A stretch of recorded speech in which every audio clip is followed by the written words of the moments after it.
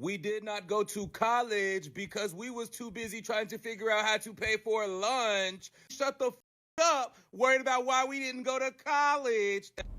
That would be a really good point if y'all sisters that lived in the same households as y'all and had the same mother and father as y'all didn't go to college. Like those sisters that lived under those same circumstances still found a way to go to college. The issue is that y'all never intended on going to college. Y'all didn't want to go to college.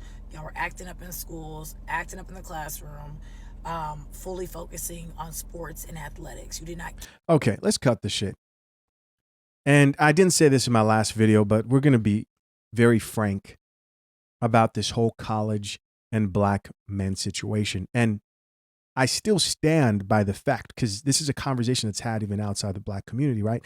I still stand by the fact that based on the numbers, women now attend college more than men, and it's not just an issue within the black community. Now, minorities often get hit harder when it comes to negative statistics. With that being said, here's the elephant in the room that's not being addressed. Yes, she's absolutely right. When it comes to things like behavioral problems, when it comes to young black boys and what we see with our own eyes is observable reality, a lot of them are in situations where their daughters will integrate into society a whole lot better than young black boys. But we're missing the reason why this is a problem overall. And we're ignoring the fact that like 70 to 80% of children in the black community, if we're going to have that conversation, are born to single mother households.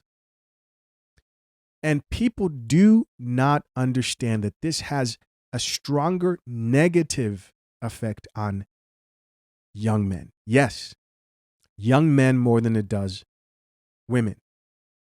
This has been documented on so many levels. Here we actually have a clinician who goes into detail. I'm going to actually play her video right now. I was going to play it later, but I'll play it right now, where she talks about how this affects children when they're babies. Check it out. Fathers do this really important thing, which is they help the baby to learn to regulate certain emotions. So mothers help to regulate sadness, fear, distress.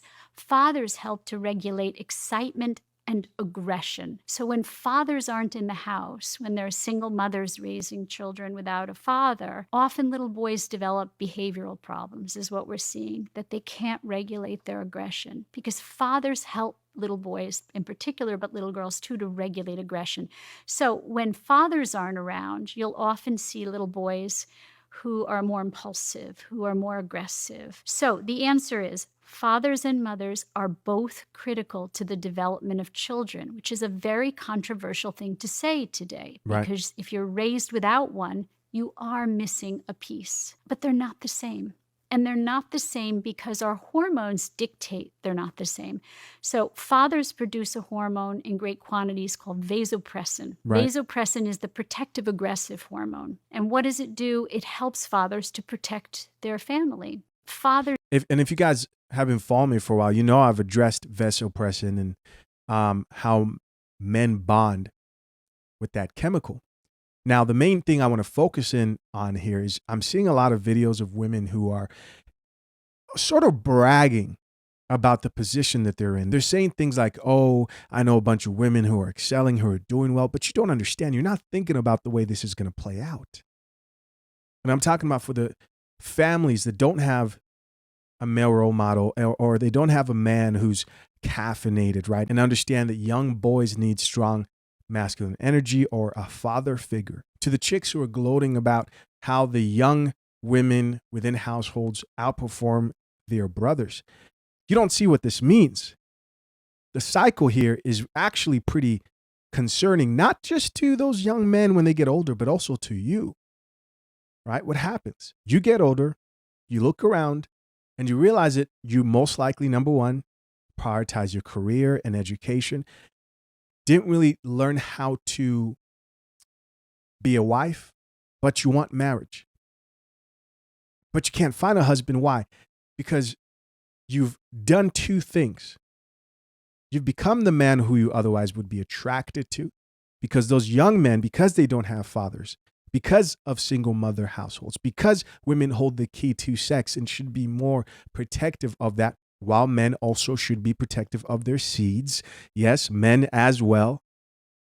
But overall, you decide, right? Don't act like most women out here who are having kids are getting taken advantage of. No. But when you get older, you can't find a man who you can respect as your husband. You cannot continue the lineage of your family.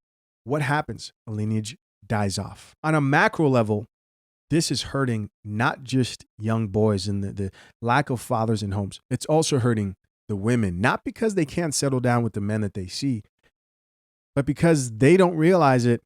The more educated, right, you become, you convince yourself that you need a man who's either at the same level of education or higher, because that's the thing you prioritize, right? That's that hypergamy kicking in. And you want a man who's earning more than you. And before you guys say, does that mean that there are a lack of suitable men for women? No, that's not what it means. Studies show that when it comes to especially college educated women, there was a study by Cornell that talked about how they want a man to out earn them, especially when they're successful, college educated, by like 30 to like 50% more. It wasn't enough that that man was just financially stable. Then you have all these things that don't matter. You know, you want somebody with a degree, even though they're not using it, because you've put some sort of value on it. In the end, you lose too. And where does it start? It starts in the home. Do I see this getting better? I think it'll get better for the people who are intentional about their decisions going forward. And for the vast majority of them, they don't think that like a woman thinks. Women think they don't get to choose who sleeps with them today. They're powerless all of a sudden when it comes to D, but somehow competent, powerful, so on and so forth. Now, there are women out here who understand this, get this. Those are the men who value creating a family. They're going to couple together. They're going to grow, and their future is going to be brighter. And their children's future statistically will be brighter, right? When it comes to children and college. Education. So do not blame every other circumstance on why you did not go to college. You did not go to college because you did not want to go to college. You want to be a rapper or a basketball player. That's it. Seriously, think about it. How many of us know two siblings where the daughter is just like doing her thing? She's a lawyer, she's a doctor, she has a master's degree, she does something. And then you have the mediocre son who is in and out of jail, in prison. Like, that's not unique to the Black community. Like, this is an ongoing thing. The women found a way, and the men, y'all accepted the excuses that whoever allowed you to accept. Again, guys, there's a fundamental lack of understanding here of how important fathers are, especially to those young boys' life, more than they are to the young girls. That's why you see this.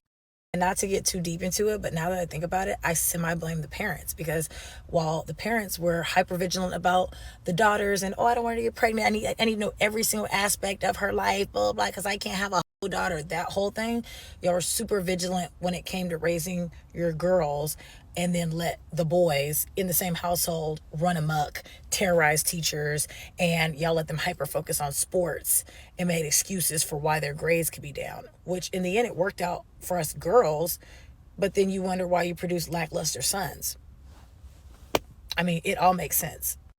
But at some point as an adult, you have to sit there and say, hey, like, I'm an adult. I can't keep harboring on, the circumstances of decades ago when I lived with my parents. Like, you just have to step up at some point and stop using the same excuses and just do what needs to be done, because the girls did what needed to be done. Why can't the guys do the same? We did not go to. And let me be clear, man. I don't think that this should be an excuse. And I think for most caffeinated men, they're not sitting there using this as an excuse to not go forward and be productive. If you are, then that you will suffer the consequences of being a victim. That's not even a conversation I'm willing to have, right? You should get out there. You should look for other avenues. I don't think college isn't something that, to me, I think is a must for every person. I think if you know what you want out of it, then you can go ahead and pursue it. But I don't think it's for everybody. But I know that's a controversial statement. The bottom line is, in life as a man, you need skills. right? If you want to make money, you need skills. And there are skills that you can obtain that are outside of a college degree if college is something that you do not see in your future. But you're going to have to work. You're going to have to focus. You're going to have to go through pain, sacrifice. You can't blame anybody. Sure, your past may have put you at a disadvantage. I get it. But no one cares. No one cares. No one's bringing you in. No one's taking care of you. This life does not care. The world isn't going to stop and sit down and listen to your problems. It doesn't matter how much you cry, beg, or whine.